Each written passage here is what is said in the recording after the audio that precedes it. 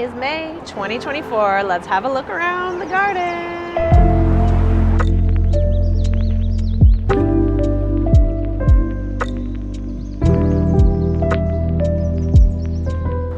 I'm starting on this end of the garden. This is my crazy patch of wildflowers.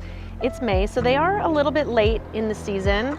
And if you have followed my account and my garden tours before, you'll know that, so I didn't throw any wildflower seeds out this year. These were all thrown out about a year ago. So these are simply re-seeds. We have a lot of calendulas and bachelor's buttons, also known as cornflowers. There's some little poppies hidden in there. We have some California poppies.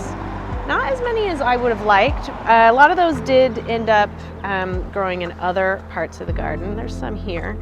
And it's funny, you can see where there's been some gopher damage. The bachelor's buttons mostly stick to over there. But here we do have some more of these poppies. And we have a lot of African daisies. So I kind of let this part of the garden run completely wild. So at this point of the video, my microphone stopped recording. So I'm going to continue this video with me basically recording a voiceover telling you exactly what's going on in the garden. And hopefully it doesn't sound too weird without any of the background noise. But here we go. So these are flax, and we have blue ones and red ones. And then over here is where we did get a lot more poppies. We have the California poppies. I believe these are called Iceland poppies. They come in a lot of different colors. Those red ones are the flax, and some more African daisies. Everything's starting to fade a little bit, but here we go. From this angle, you get a little bit of a better view. We have, I believe these are called tidy tips. These are just volunteers. They're native Californian. And then over here in this part of the parkway, we have a ton of these flax that have kind of finished. They get really long and leggy, and you can see their little seed heads. So I have a feeling I'm gonna redo this parkway because it didn't really grow as lush as it did with other areas of the yard. Over here, a lot more of the flax that are done, and you can see where I stopped weeding. So I've gotten a lot of feedback that I move my camera too much in these videos, so I'm gonna try and be a bit conscientious about that and move my camera a little bit slower. But going back from this side of the yard, you can see where all our volunteer nasturtiums have come in, and they go a little bit crazy. It's a little bit shaded here from an oak tree, so they're looking really green and lush. You can see where the sun comes in, there's more flowers and the leaves are a little bit more yellow. And then eventually, later this month, they'll probably have to get pulled out because they start to just fade away and look pretty bad. Along here, there is my agave attenuata, which flowered and did its death bloom, and it needs to come out of here. And we did get a few more poppies in here this year, which is great. You can see the nasturtiums going all the way back there. They pretty much overtake the whole yard. They are considered invasive here in California, and you can kind of see why. And as I start to pull these out, like tons of seeds will drop down. So this is just going to be an annual occurrence, but I don't really mind as long as I'm kind of taking care of it. The Aeoniums are still pretty open. We did get a lot of rain earlier this year, so they were looking really lush and green, but they are kind of starting to go dormant. They're starting to fade away a little bit, and they have overtaken some of these spots where there's a lot of aloes hiding under there. So I probably should take apart this area and reset it a bit. There's my agave blue flame, which was found on the side of the road with a free sign on it. Unfortunately, the neighborhood dogs seem to make that their meeting point, as you can see. I think I need to get a little sign, and I am not a dog owner. I love dogs, but yeah, dog owners, like maybe don't let your dogs pee right on people's plants. So these are Aeonium voodoo, and you can see these smaller ones, they are starting to go dormant. This is what happens to Aeoniums during the summertime. They start to curl in, lose their bottom leaves. It's just part of their seasonal adaptation to protect them from the heat. And our aloe blooms are starting to fade, but they make such really pretty colors. They really look nice against those Senecio blue chalk sticks. The hummingbirds love them. Those are other aloes I'm pointing out there, but you can see these aloes, these like smaller aloes that are blooming in the background. And here is the front. I like using these colors that are a little bit pale blues and reds to the corals. We have our euphorbia sticks on fire, which just love turning beautiful and pink and orange in the direct sunlight. And then I will slowly move the camera around so you can get a good view. You can see my blue agave Americana in the back there. It kind of matches with the blue chalk sticks. Some really good drought tolerant plants. It is really amazing that most of this yard has come from free plants.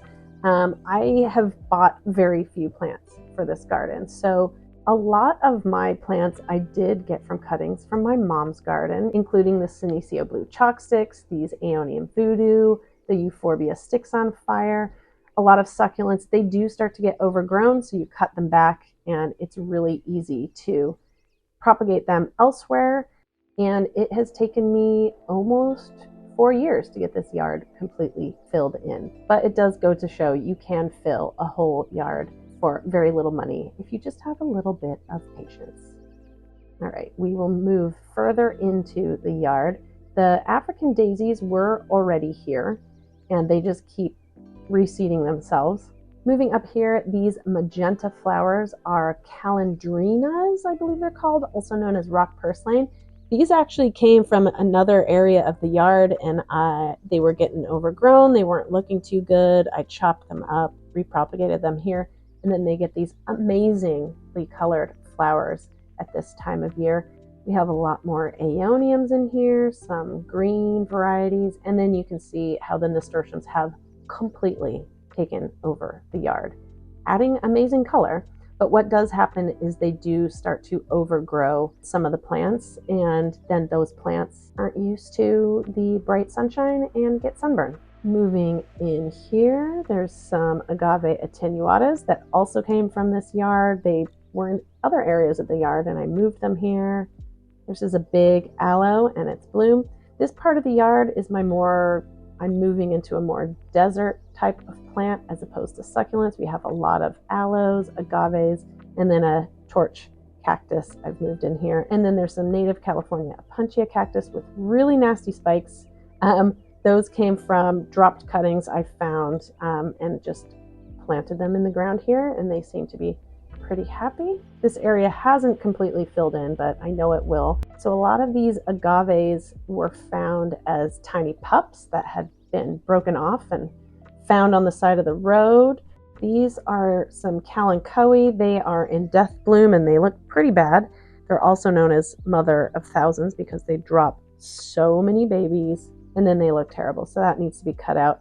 This is a euphorbia. I don't know the variety, but I got that as a tiny branch found on the ground at Home Depot. And then as soon as I planted it in the soil here, it just completely took off and has almost overtaken. So I feel like that needs to be cut back, and then I can use those cuttings to put more versions of that plant elsewhere in the yard. Here are some green Aeonium kiwis. They don't have that rainbow colored look, but that plant has really filled out. That came from some cuttings found broken on the side of a trail right near my house. Here's another view of the nasturtium garden, completely overtaken. This part of the yard, you can really see why they are considered invasive plants. The color, don't get me wrong, the flowers are really pretty. They're really good in salad, but they have overtaken. So I'm just enjoying it. And that's why I do these tours at this time of year, because the colors are great. And then probably the next tour I give you, these will be gone. I will have taken them out because they do start to dry up and look kind of scraggly. Here are more of those aloe blooms. Beautiful colors. This is a hummingbird's favorite. So I do love the way the orange and the green and the blue really contrast each other. They look great. A lot of these aloes did get infested with some aloe aphids, so some of them are not looking their best. And one thing I do love about this garden is it is pollinator friendly. So you see there's a little butterfly. Oh, and it looks like we have some little gopher issues going on here. The gophers do love the nasturtiums. So whether that keeps them away from the plants I do care about, that they eat just the nasturtiums, or does it draw them to the yard, I do not know. But a lot of times I'll see a faded nasturtium and I realize a gopher has eaten it. Look how this nasturtium has completely taken over this agave Americana. Now back here, this is just a crazy nasturtium patch. This is a part of the garden that, I have all these zones.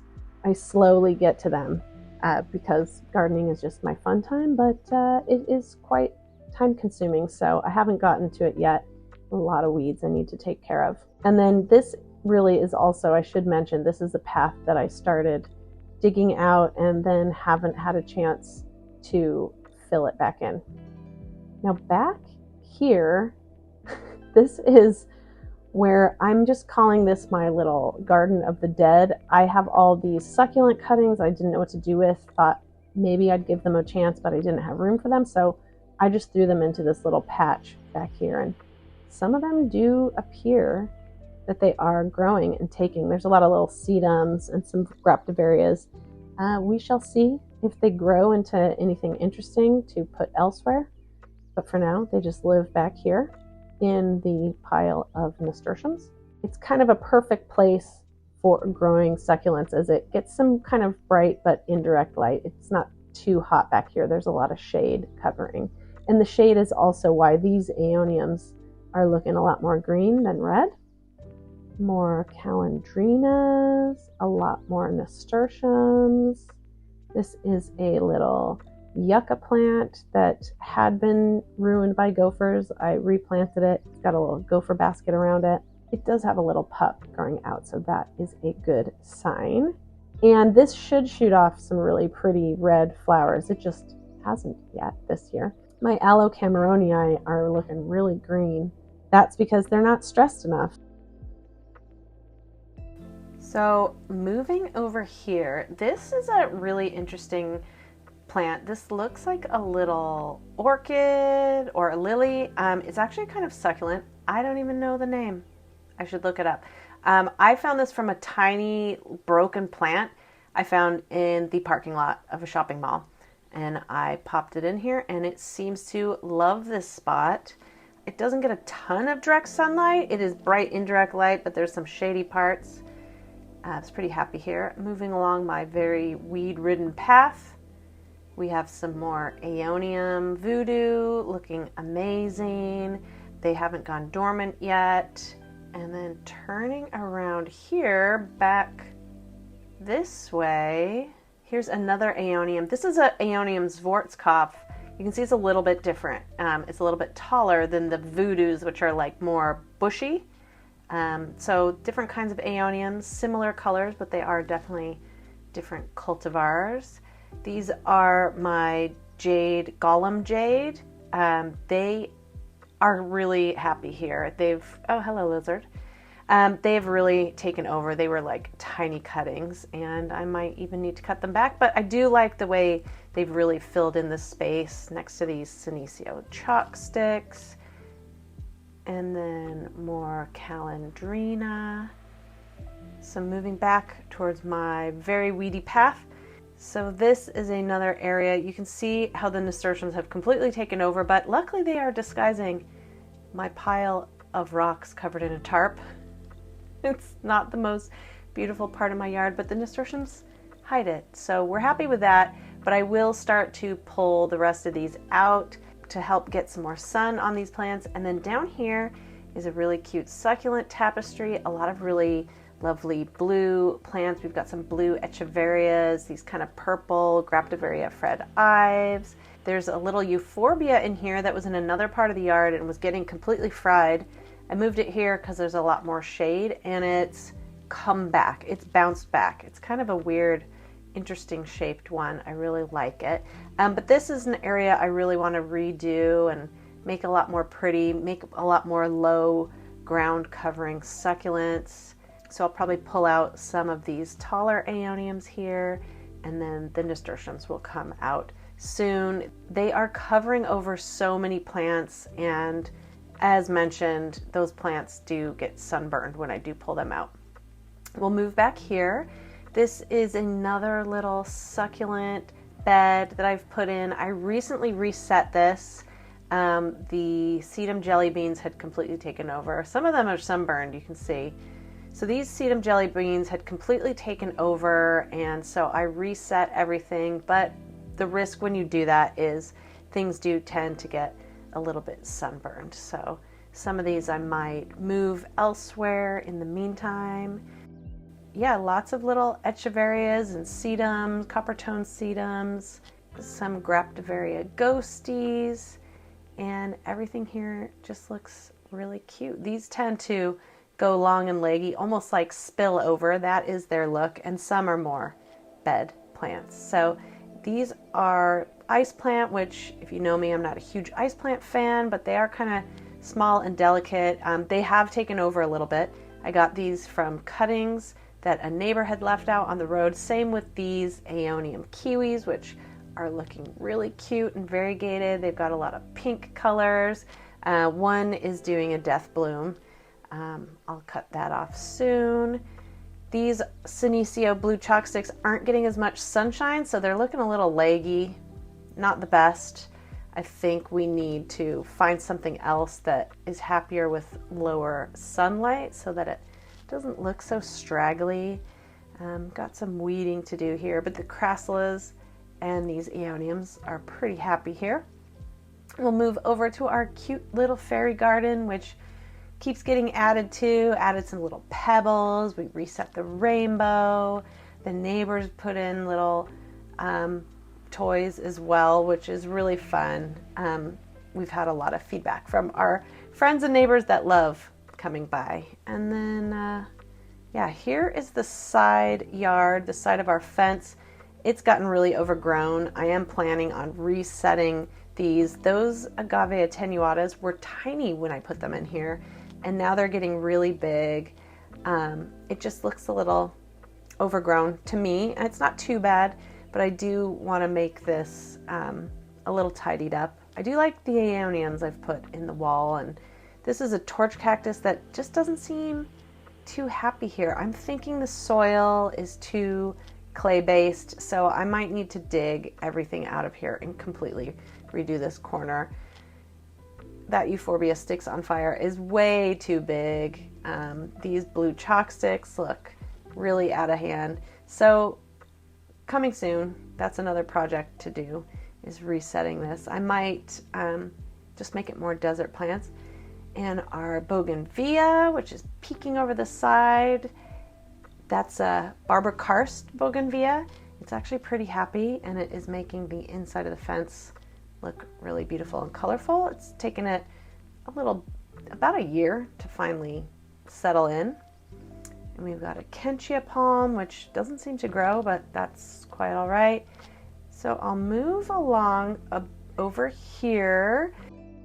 Up here is where we removed several trees a couple months ago, and now the yard has changed quite a bit. You'll notice my sunflowers and then my wildflower patch. The sunflowers are volunteers. That is where a squirrel actually ate a bunch of sunflowers. I had them in another part of the yard a year ago. Squirrel kept eating the sunflowers while in the tree, which is now gone, and accidentally planted some sunflowers for me. This corner is looking a little ragged. These blue chalk sticks probably could be trimmed, and then once you trim them, they do start to look a little bit better. So everything here probably needs to just be tidied up. Here is the death bloom on my Aeonium sunburst. It is truly in death bloom. Interestingly, it didn't pup out, which most of these usually do. You know, interesting, but it will die soon. But there's one more that remains in this pot, and yeah, this whole corner could be tidied up, but for now we will leave it as it is. Here is where we trimmed back a lot of our bird of paradise. They just grow rampantly. You have to keep them in check. And then here is what happens when you throw down a ton of wildflower seeds and try and keep the weeds in check. In this area in particular, I pulled out tons of grass weeds, and now we've got something of a super bloom.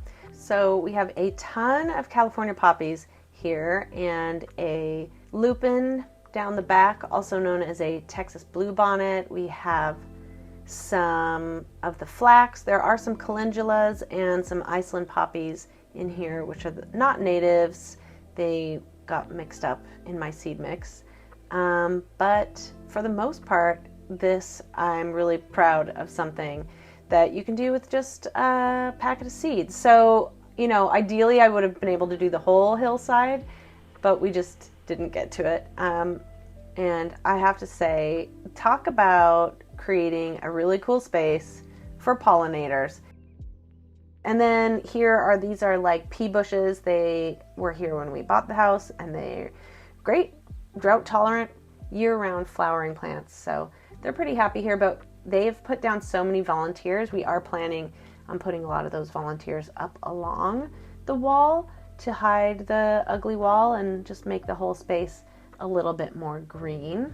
I am planting a lot more native plants up along in the hillside. Some are in there. We've got a Dudleya, we've got some salvias, we have a bunch of other things that are in there, and they don't look great at the moment because they're just coming in, but watch this space over the next few years. Now up here is our avocado tree, which is so happy now that we removed those other trees. It is getting a ton of direct sunlight. I fertilized it, and it is actually, I don't know if you can see it, it is actually got some blossoms up on it, so that might mean we get some fruit this year. And it's actually thrown off a lot of new branches, which is really cool and interesting. I did not expect that. This tree was half dead about a year ago, so it's looking really happy.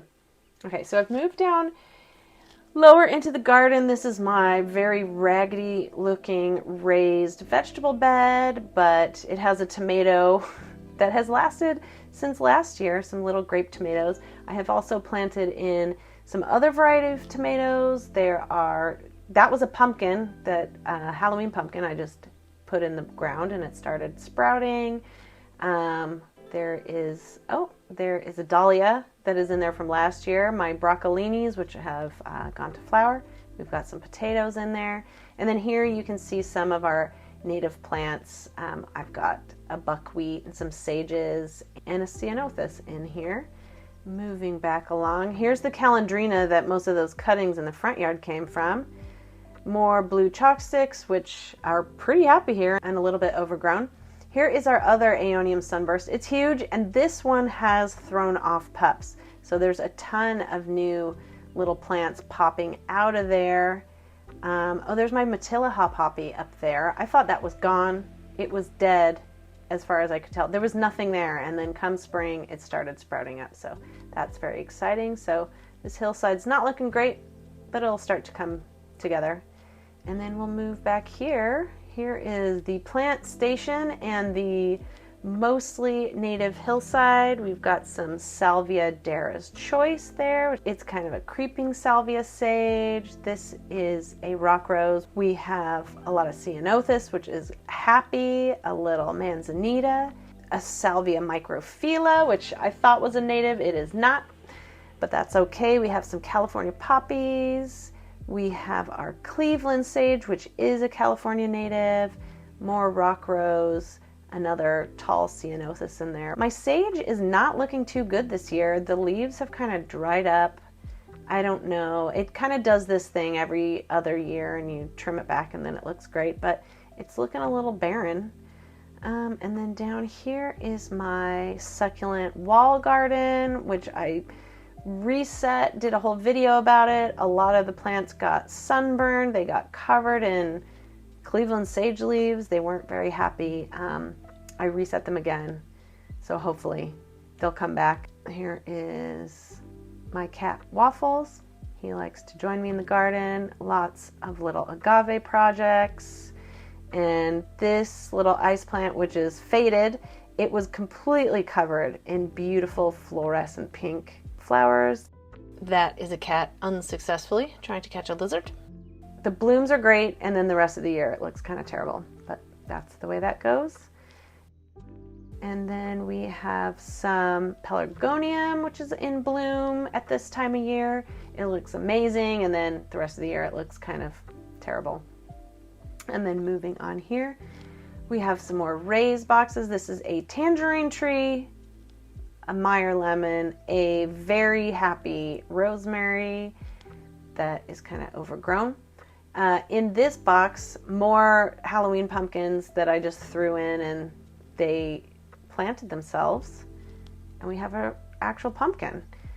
So I'm not even sure what kind that is. And here it looks like we have some baby tangerines, and I hope they stick. Last year a lot of them fell off, so if anyone has advice about tangerine trees, I don't know if I'm fertilizing them wrong or not watering them enough. I don't know, we'll see. The Meyer lemon is happy. And then we have a fig. And then down here, this is what happens when you throw grocery store spring onions into a raised bed. They flower, they seed, they make a ton more onions, but at least they keep the gophers away. Here are some propagation projects I've got going on, kind of consolidating and moving those around, and that is the garden.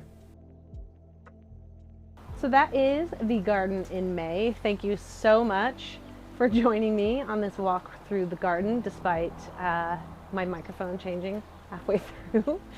Of course, if you have any questions, please put them in the comments below. I love interacting with you guys. I try and respond to every comment that I get. And don't forget, you can find me on TikTok and Instagram, and of course, subscribe.